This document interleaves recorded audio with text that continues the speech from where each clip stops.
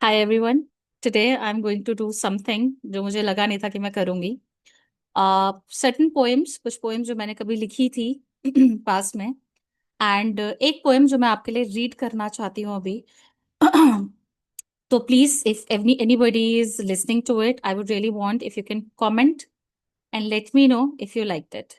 सो ये एक ऐसी विमेन के पर्सपेक्टिव से है, a women who has healed, already healed from an abusive marriage, and she's writing a few things here, and I would like to read that for you. Okay. Okay, so हंसी आ रही है मुझे, sorry. Poem का जो title है, poem का title is मर्द। Okay, मर्द। Please don't get me wrong, ये किसी भी तरीके से मर्दों को डिग्रेड या डिमीन करने के लिए नहीं है। This is just what a woman went through in her married life, सिर्फ उसके बारे में है, nothing else. Okay, so let me start. कहते हैं कि मर्द को दर्द नहीं होता। कहते हैं कि मर्द को दर्द नहीं होता, तो क्या इसलिए तुझे उसे दर्द देने का हक मिल जाता है? ओके, सो कहते हैं कि मर्द को दर्द नहीं होता, तो क्या इसलिए तुझे उसे दर्द देने का हक मिल जाता है? किसने नवाजी तुझे ये उपाधि, ये हक कहाँ से लाता है? उस दिन बड़ी आसानी से उसे तो मेरे जूते के नीचे रह ये कह गया था, और उसका पहले से ही जख्मी दिल एक और चोट भी सह गया था। ये सोच थी तेरी या गुस्सा मुझे नहीं पता। ये सोच थी तेरी या गुस्सा मुझे नहीं पता। ये एक सवाल हर रोज उसके जहन में भी आता है। तेरी माफी ना मांगने पर भी उसका वो टूटा दिल तुझे माफ कर जाता है। खुद को बहला लेती है वो ये कह के कि ये सब तो वो गुस्से में कह जाता है।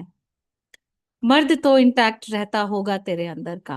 मर्द तो इंटैक्ट रहता होगा तेरे अंदर का, लेकिन इंसान मर जाता है। आखिर कैसे तू उसके उसी दिल को इस कदर छलनी कर जाता है? हर बात में मर्जी तो तेरी ही चलती थी। हर बात में मर्जी तो तेरी ही चलती थी, उसकी तो फ्रीडम भी तेरे कंट्रोल से निकलती थी। दुख इस बात का नहीं था उसे। दुख इस बात का नहीं था उसे, ये सब तो वो बिना किसी शिकायत कब से सह रही थी। दुख तो तब हुआ जब तूने सुना ही नहीं जो वो कब से कह रही थी। सह जाती थी वो तेरे उन तीखे शब्दों को, जो ना सह पाई वो सरेआम की गई उसकी इज्जत की नीलामी थी। उसके लिए सबसे अजीज थी उसकी मोहब्बत, आखिर कैसे की तूने उस प्यार की बदनामी थी। उसको बुरा बना के बेशक तू दूसरों की नजरों में चढ़ गया होगा। उसको बुरा बना के बेशक तू दूसरों की नजरों में चढ़ गया होगा, और तेरे अंदर के इंसान को मार तेरे अंदर का वो मर्द थोड़ा और बढ़ गया होगा। वो तुझसे हक मांग ले अपना तो तू चिढ़ जाता था। उसे मारने के लिए तेरा हाथ भी बढ़ जाता था। तुझे गुस्सा आए तो बड़े आराम से तूने उसे गाली भी दे डाली है। उसके संस्कारों को जज करने वाले, क्या सारे संस्कारों की जिम्मेदारी सिर्फ उसने ही पाली है? खुदा ना करे कि तेरी बहन को भी बदकिस्मती से ऐसा ससुराल मिल जाए, जहां दो चार गालियों के साथ दो चार तमाचे भी उसको खाने पड़ जाए।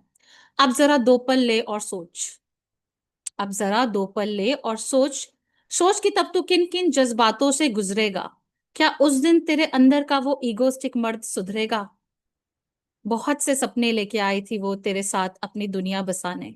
उन सपनों में शामिल उसका गाली खाना नहीं था। अब जरा दो पल और ले और सोच कि क्या वो इतनी गलत और तू इतना सही था। 2 सेकंड्स लगते हैं किसी का स्वाभिमान कुचलने में, ये पाप कभी ना करना। वो तिनका तिनका कर अपना टूटा हुआ आत्मसम्मान फिर से जोड़ रही है, और गुजरते हर दिन के साथ तेरी एक याद पीछे छोड़ रही है। That was all. Please let me know if you like the poetry. अगर आप लोगों को मेरी पोइम पसंद आई, तो मैंने और भी बहुत सारी पोइम्स लिखी हैं, देन मैं वो भी पढ़ के सुनाऊंगी। ओके। Okay, thanks, bye.